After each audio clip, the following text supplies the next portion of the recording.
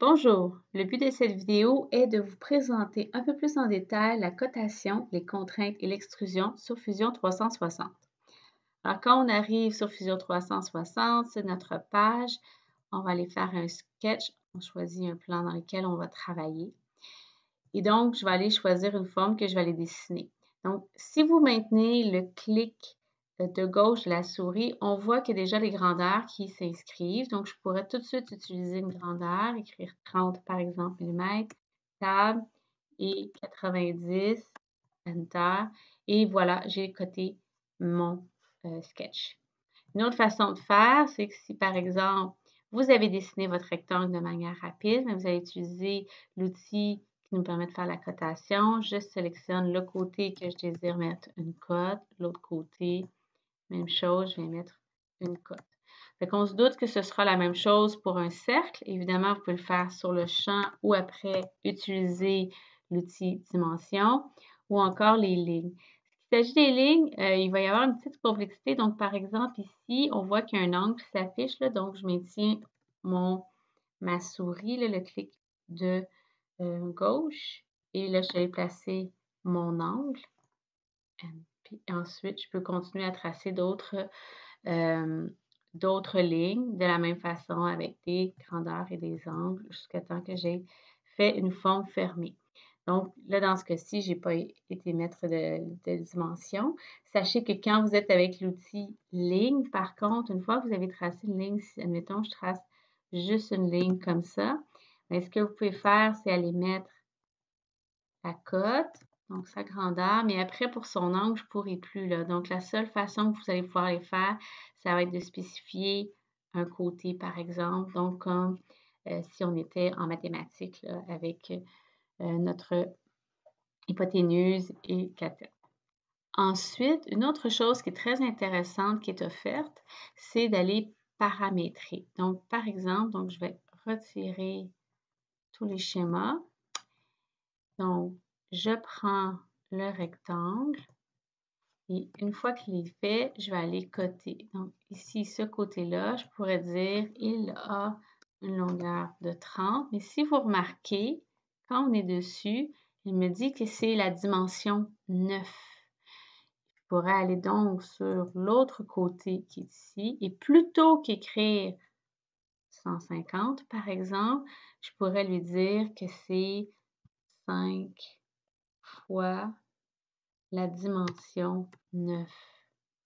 Et par défaut, il va aller faire le calcul et me faire une fonction. Fait qu'évidemment, l'utilisation de ça, ce qu'on appelle paramétrer une cote, ben, c'est que ça se permet que si ici, cette grandeur-là change, ben, le reste change parce que ce sont des fonctions de. Fait évidemment, quand je viens ici placer mon curseur, ce que je vais voir, c'est que la grandeur des 10, c'est 5 fois la grandeur de la dimension 9. Donc, pour paramétrer vos cotes, c'est comme ça que vous devez faire.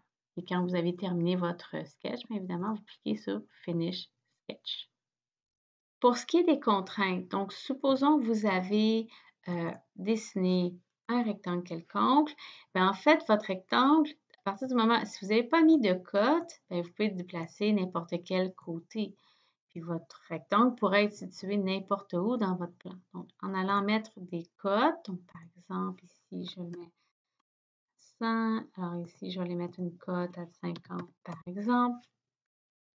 Donc là, si je prends un coin de mon rectangle, bien, je peux le déplacer partout, mais sa forme, sa grandeur, je ne peux plus aller déplacer évidemment les grandeurs de chacun des côtés. Généralement, on essaye que la pièce qu'on va dessiner soit, les plans, du moins l'origine, soit au centre de la pièce, donc dans les 3 axes, de manière générale. Mais il faut comprendre que parfois, ce serait pratique que ce soit plutôt juste un coin qui soit situé avec l'origine. Donc, dans ce cas-ci, quand c'est le cas, ben, j'ai juste à prendre le point, le coin, et je l'amène à superposition sur mon cercle. Et vous allez voir les lignes qui vont devenir maintenant noires parce que j'ai mis cette contrainte. Si vous voulez annuler cette contrainte, vous allez retirer le fait qu'il coïncide. Et maintenant, je peux reprendre mon dessin. Tout simplement, je vais devoir aligner l'autre aussi. Je vais joindre mes 2 points. Et maintenant, je peux redéplacer ma forme partout dans mon plan, comme tantôt.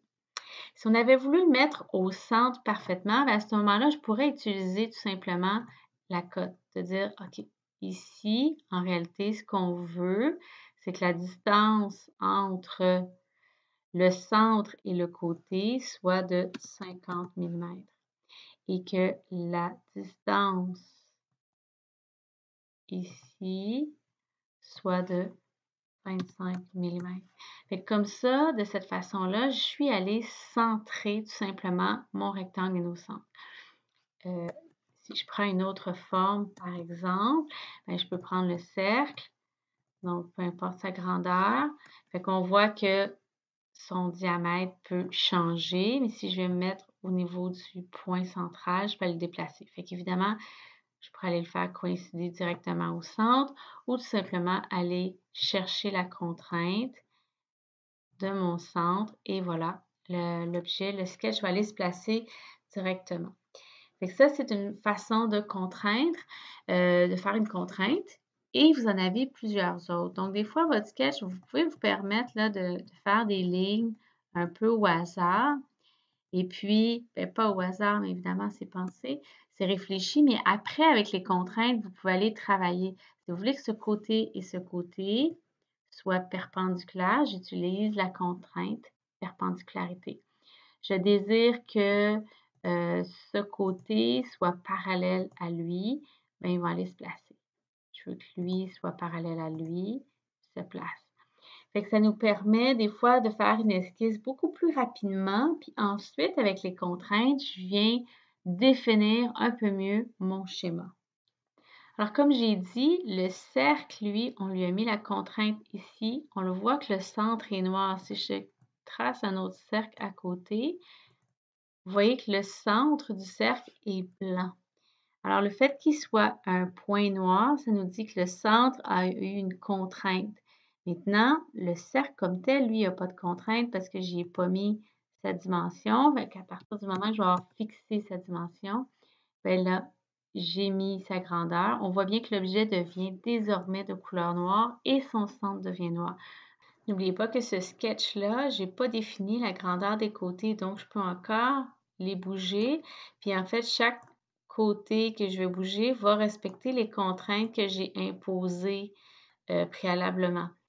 Tant que longtemps que je n'ai pas fixé ces grandeurs-là, puis après, je peux aussi proposer des contraintes d'emplacement, comme je nommais. Donc, par exemple, je veux dire qu'il soit le cercle et ici, ce côté soit tangent et elle est allée se déplacer tout simplement pour respecter cette contrainte-là. Mais tant que longtemps que je n'ai pas mis les dimensions sur les côtés, bien évidemment, mon objet ne pourra pas prendre la couleur noire comme l'autre. Maintenant, pour ce qui est des extrusions. Donc, je vais faire un petit sketch rapide. Alors, supposons que je fais un rectangle. Ici, je vais aller mettre une cote, disons, de 60, alors que celle-ci sera une cote paramétrée où je veux dire que c'est 2 fois ma dimension 1. Et voilà, finish sketch. Maintenant, je vais aller faire une extrusion. Comme vous voyez, il y a cette bande qui apparaît sur le côté qui va nous permettre de voir beaucoup de choses par rapport aux extrusions. Donc, la première, c'est une extrusion qui serait complète, donc toute la partie entière. On a sélectionné un seul profil parce que j'ai une seule face. Dans ce cas-ci, je vais vous montrer l'exemple dans lequel on aura 2 faces, puis on ira choisir. Donc voilà, je peux aller tout simplement faire une extrusion complète ou j'aurais pu tout simplement, donc, une petite extrusion qu'on appelle. Donc ici, je ne sais pas si vous voyez bien, là, on a une épaisseur qui a été définie par 1 mm. Si je fais OK, je regarde ma maison, on voit que j'ai une espèce de boîte qui n'a pas de fond, là, ni de couvercle. Donc, c'est une façon de voir pour celui-là. Donc, je retourne dans ma feature. Donc, au lieu d'avoir le thin, je vais aller dans le complet. Vous avez les directions, donc, un côté, vous avez le deux côtés. Donc, chaque côté pour avoir des extrusions qui sont différentes. Par exemple, je le mets à 10, fait qu'on voit que ce n'est pas la même chose. Et vous avez aussi l'option du symétrique. Donc là, en ce moment-là, pour aller spécifier votre symétrie, vous pouvez soit y aller en donnant la longueur, l'épaisseur d'un côté, donc 30 mm, que j'aurais pu d'ailleurs écrire comme étant une fonction de mon D1. Mon D1 était à 60 mm. Je pense que c'est D1 divisé par 2. Donc, je peux paramétrer si je veux. Mais comme vous voyez, là, j'ai donné la dimension complète. Donc, chaque côté mesure 30 mm. Ou je pourrais y aller avec au complet. Donc, l'épaisseur totale est de 30 mm. Et je fais OK. Donc, je vous invite à aller essayer ces différentes options qui sont là. Ensuite, vous avez l'option du plan. Donc, je vais vous montrer. Donc, supposons que je retourne dans mon sketch. Je vais aller choisir le plan qui m'intéresse. Je fais un cercle.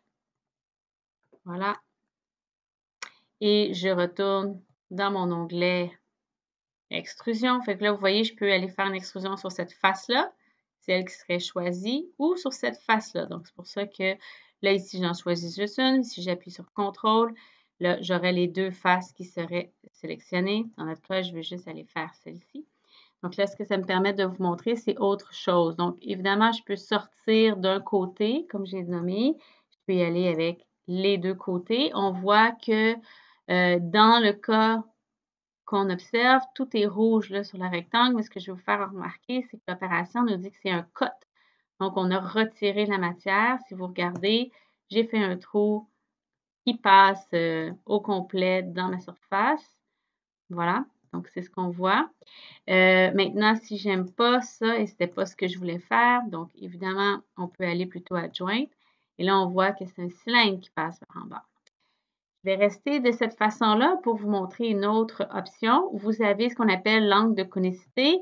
Donc, taper angle, où est-ce que vous voyez, j'ai formé deux cônes. Là, je trouve que je ne vois pas bien le cône qui est en arrière, étant donné que mon épaisseur est quand même assez importante ici, mais je peux tout simplement faire OK, je retourne sur mon extrusion, la première. Finalement, diviser par 2, ce n'est pas suffisant. Je vais diviser par 4. Parfait, j'aime plus ça. Donc, je retourne sur mon cône et je vais explorer d'autres options avec vous. Là. Donc, ici, je vais juste le mettre un peu plus long. La distance, je vais la mettre à 100 mm. Donc là, ce qu'on observe, c'est que j'ai vraiment deux cônes. Toujours dans nos options de feature qui vont apparaître ici. Ce que j'attire ton attention, c'est que là, ici, mon angle est de moins 10 degrés. On a fini sur une pointe. Mais si je vais de l'autre côté avec un 10 degrés, vous voyez que la forme est complètement différente. Donc, ça, c'était la première des choses que vous pouvez définir. Ensuite, la finalité, on finit avec un point. Puis vous voyez ici, j'ai une petite flèche. Donc, si je ne veux pas terminer en pointe, mais que je veux plutôt finir plat, ben voilà, c'est avec la flèche qu'on va pouvoir aller faire ça comme modification. Ensuite, autre chose que vous pouvez voir comme opération, donc si je retourne ici comme ça, donc là, ce qu'il faut avoir en tête, c'est que je vais me placer sur le côté. Donc, vous voyez, ça, c'est mes comptes. Fait que je pourrais, au lieu d'avoir l'intersection, que c'est seulement ça qui m'intéresse. Fait que vous voyez, là, je suis vraiment allée prendre la forme. Ça, c'est la partie d'intersection. Ça, c'est chaque cône. Donc, vous pouvez jouer dans les options qui sont là, bien que les deux premières seront probablement celles qu'on va utiliser le plus fréquemment. Alors, si je retourne à la maison, fait que si on regarde ici, mon trou par rapport à tantôt, ici, on le voit bien, là, on n'a pas le même diamètre ici sur cette surface que sur l'autre face. Donc, ça peut nous permettre de jouer de cette façon-là sur des options qui nous intéressent. Et voilà, ça conclut ce tutoriel qui portait sur le sketch, les contraintes et les extrusions.